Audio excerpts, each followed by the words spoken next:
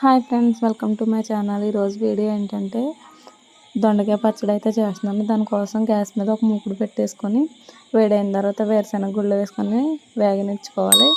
వేగిపోయిన తర్వాత పక్కన పెట్టుకొని మనం ముందుగా కట్ చేసుకున్న దొండకాయలు, టమాటాలు, పచ్చిమిరపకాయలు కట్ చేసుకొని పక్కన పెట్టుకోవాలి. వేరుశెనగ గుళ్ళు తీసేసిన అందులోనే కొద్దిగా ఆయిల్ వేసుకొని మనం కట్ చేసి పెట్టుకున్నవన్నీ వేసేసుకొని కలుపుకోవాలి. బాగా మెత్తగా అయ్యేంత వరకు వేపుకుంటూనే ఉండాలి.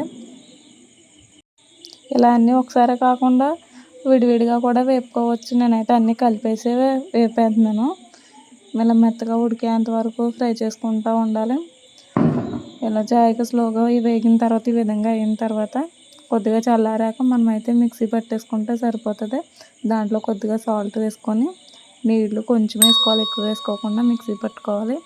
లాస్ట్లో మళ్ళీ అదే మూకుడులో తాలింపులన్నీ వేసుకొని తాలింపు పెట్టుకోవాలి.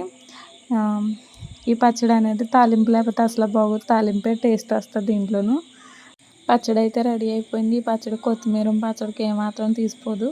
మీరు కూడా ఒకసారి ట్రై చేసి ఎలా వచ్చిందో నాకైతే కామెంట్ చేయండి. Please subscribe to my channel.